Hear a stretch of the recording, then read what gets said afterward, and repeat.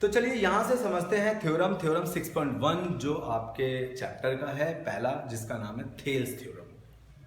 अब ये Thales theorem क्या कहता है, देखिए आपके पास स्टेटमेंट दिख रहा है। एक्चुअली होता क्या है कि सिर्फ आपके मतलब एग्जाम में भी स्टेटमेंट गिवन होता है, बाकी सब कुछ आपको खुद करना होता है। बाय मतलब आपका डायग्राम भी आपको खुद ही बनाना है, आपको स्टेटमेंट समझ के, और इसमें जो भी है सब सारा ट्रीटमेंट आपको खुद करना है। तो चलिए स्टेटमेंट समझते हैं। If a line is drawn a parallel to one side of a triangle to intersect two other sides in points, the two other sides are divided in the same ratio। ये question है, एक बार आप read कर लीजिए इसे भी। अब देखते हैं, मैं इसको हिंदी भी समझाता हूं कि यदि किसी ट्रायंगल में, किसी त्रिभुज में एक भुजा के समांतर एक भुजा दी है जो अन्य दो भुजाओं को भिन्न भिन्न बिंदुओं पर प्रतिच्छेद करती है, तो वह दो अन्य भुजाओं को समान अनुपात में विभाजित करती है। ये इसकी हिंदी है, हिंदी भी आपकी लिखी हुई है बोर्ड पे, देख लीजिए, आराम से समझिए क्वेश्चन को, क्योंकि ये आपको समझना है स्टेटमेंट समझ के ही क्वेश्चन करना है। तो सबसे पहले आपको स्टेटमेंट आराम से समझ लेना है। तो चलिए, आप लोगों ने अगर पढ़ लिया हो तो चलिए स्टार्ट करते हैं। यहाँ से क्वेश्चन ये था कि एक ट्राइंगल है, ध्यान से समझना है, सिर्फ समझना है, आराम से समझिए। देखिए, एक बार समझने पर आपकी कई सारी प्रॉब्लम्स क्लियर हो जाएंगी। और जो मैंने अभी जब मैंने आपको कंसेप्ट मैंने आपके करवाए थे, उसमें 5 चीजें जो मैंने प्रूफ की थी, 5 चीजें, उन 5 चीजों में मैंने डायरेक्ट एक चीज लिखी थी ना, क्या लिखा था मैंने, AD बटे में BD और AE बटे में EC, वो जो इक्वल था, दोनों रेशियोज इक्वल थे, वो कैसे हुए थे मैं वही करने जा रहा हूँ। अब देखिए आप लोग, मैंने यहाँ पे ट्राइंगल लिया जिसमें ये है कि DE जो है पैरेलल है वो BC के, बस इतना है, और वो D AB और E AC को प्रतिच्छेद कर रहा है। ये बात थी स्टेटमेंट में कि एक त्रिभुज है, उस ट्रायंगल के अंदर जो एक भुजा है दूसरी भुजा के समांतर है, और वो दो अन्य भुजाओं को, यानी अन्य भुजा कौन सी है, AB और AC, भिन्न भिन्न बिंदुओं पर प्रतिच्छेद कर रहा है, यानी इंटरसेक्ट कर रहा है। तो ये बात यहाँ तक क्लियर हुई। अब हमें सिद्ध करना है कि ये जो अन्य भुजाएं हैं, ये जो पॉइंट्स हैं, इनको इक्वल यानी कि सेम रेशो में ये डिवाइड करता है। तो AD बटे में BD और AE बटे में EC हमें प्रूफ करना है, और DE और BC एक गिवन है। तो चलिए स्टार्ट करते हैं, यहाँ से स्टार्ट करते हैं। गिवन, तो गिवन क्या है, DE डिवाइड बाई BC। ये देखिए, ओह सॉरी, DE पैरेलल है BC के, पैरेलल गिवन है ना, मैं डिवाइड क्यों लिख रहा हूं, आई डोंट नो। चलिए, उसके बाद प्रूफ करना है क्या, AD बटे में BD इजिकल टू AE बटे में EC। ये देखिए, ये प्रूफ करना है। और यहां पर एक हम कंस्ट्रक्शन करेंगे, तो वो क्या होगा, ये यहां से मैंने यहां पर एक 90 डिग्री का यानी परपेंडिकुलर लाइन, और यहां से इस पॉइंट से यहां पर 90 डिग्री का एक एंगल लेना है, ABCDE, यहां पे F और यहां पे G डाल देते हैं। ये है F और ये G। अब हमारे पास ये पॉइंट हो गए, तो मैं यहां लिख सकता हूं, जो मैंने किया वो क्या था कि जो EF है, EF परपेंडिकुलर है AD पर, एंड जो DG है, DG वो परपेंडिकुलर है AE पर। ये मैंने किया है कंस्ट्रक्शन, ठीक है ना। चलिए अब समझते हैं मेरी और बात। अब ये जो मैंने यहां पे ही परपेंडिकुलर जो मैंने किया वो AD पर है, वो AB पर भी है, क्योंकि ये पूरी साइड पर ये परपेंडिकुलर है। परपेंडिकुलर की मीनिंग जरूरी नहीं है वो मिड में हो, वो साइड में भी होगा तो भी वो 90 डिग्री का एंगल बना सकता है। तो वो यहां पर, यानी कि जो ये परपेंडिकुलर आपका जो है 90 डिग्री का एंगल जो ये बन रहा है, वो पूरे साइड पे भी बन रहा है, ये बात याद रखना। चलिए आगे करते हैं यहां से, ठीक है। तो यहां से हम प्रूफ करना स्टार्ट करते हैं। तो मैंने यहां से स्टार्ट करना है, इन ट्राइंगल ADE, तो इन ट्राइंगल ADE में अगर मैं एरिया ऑफ ट्राइंगल की बात करता हूं तो half into base into height आ जाता है, ये वाला आता है। तो मैं एरिया ऑफ ट्राइंगल लगाता हूं ADE, अगर मैं पुट करता हूं तो वो कुछ ऐसा आएगा, हाफ इंटू बेस, बेस क्या है इसका AD और परपेंडिकुलर लाइन क्या है, यानी हाइट क्या है इसकी FE, यही है। इसे इक्वेशन फर्स्ट मान लेते हैं थोड़ी देर के लिए, क्लियर। चलिए अब नेक्स्ट इसी तरीके से अब मैं एक काम करता हूं, DEC, यहाँ DECB, ये एक आपका क्वाड्रेंटल है यानी चतुर्भुज है। तो इसके मैंने क्या करे, इनके डायगोनल्स को मैंने बना दिया। अब मैंने जो डायगोनल बनाया तो यहाँ बी डी ई एक ट्रायंगल बन रहा है, जो जो जो डी ई पर बन रहा है, डी ई पर बी डी ई एक ट्रायंगल बन रहा है। तो आइए यहाँ से समझते हैं। इन ट्रायंगल यानी area of triangle, direct put कर देता हूँ मैं।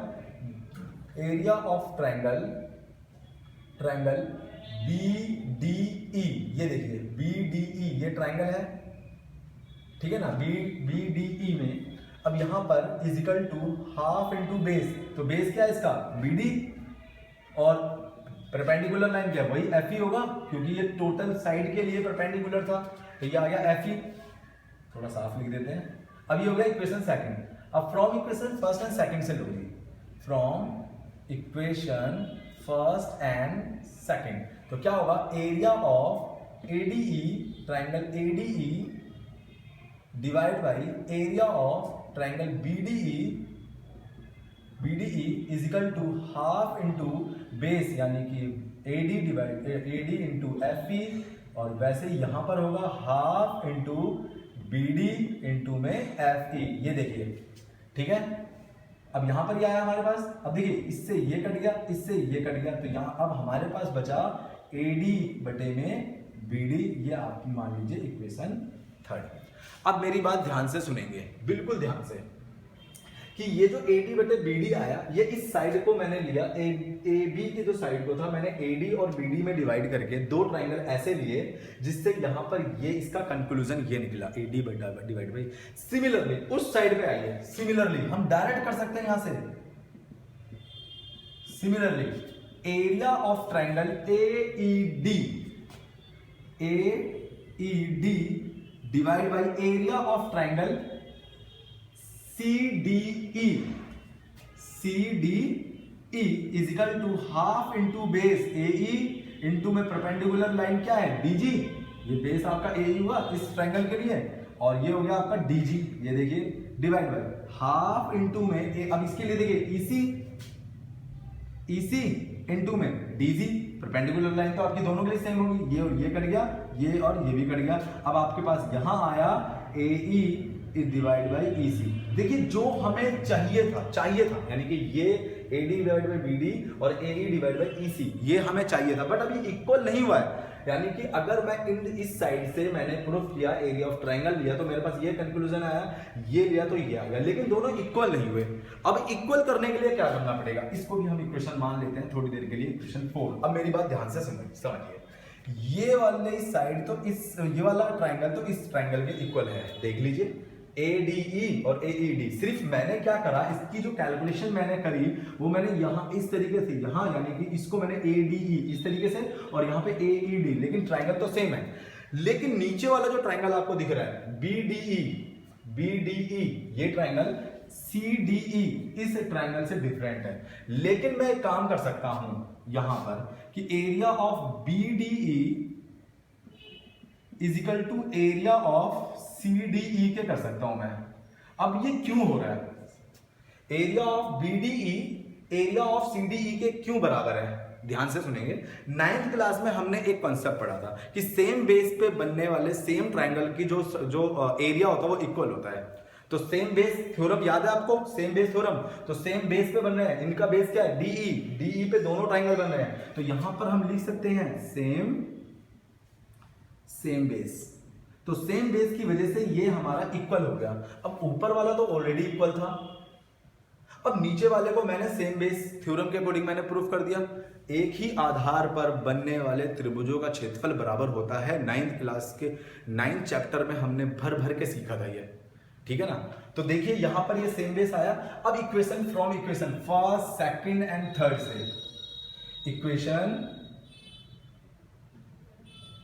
First second third fourth and fifth से, थर्ड फोर्थ एंड फिफ्थ आप लिख देते हैं from equation third fourth and fifth से ये प्रूफ हो गया कि AD divide by BD is equal to AE divide by इसी कैसे, क्योंकि ये जो मैंने इधर की साइड ये इनका जो रेशो था मैंने इस ट्रायंगल के रेशो के इक्वल कर दिया।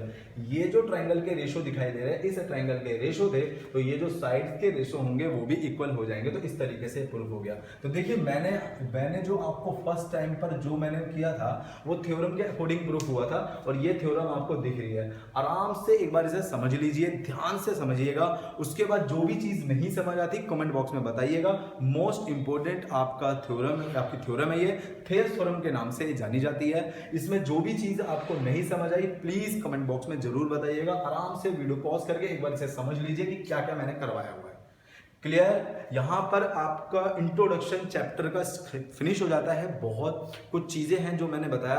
अब एक्सरसाइज के अकॉर्डिंग मैं आपको कंसेप्ट बताता जाऊंगा, एक्सरसाइज कंप्लीट कराता जाऊंगा। लेकिन जितना भी मैंने कंसेप्ट कराया आप एक बार हर एक्सरसाइज को टच करके देखिए। यानी 6.1 तो इसमें फिल इन द ब्लैंक्स है और कुछ नहीं है। 6.2 अगर आप टच करोगे तो देखोगे जितना मैंने कंसेप्ट कराया, जो भी मेरे थ्योरम्स है उन सब पर बेस्ड है। बस आपको एक बार ट्राई करना है। प्रैक्टिस आपकी परफेक्ट होनी चाहिए, क्वेश्चन आपको खुद आने लगेंगे। Thank you so much for watching my video. अगर मेरी वीडियो पसंद आई तो वीडियो को लाइक करें, मेरे चैनल को सब्सक्राइब करें। Thank you. वंदे मातरम। जय हिंद।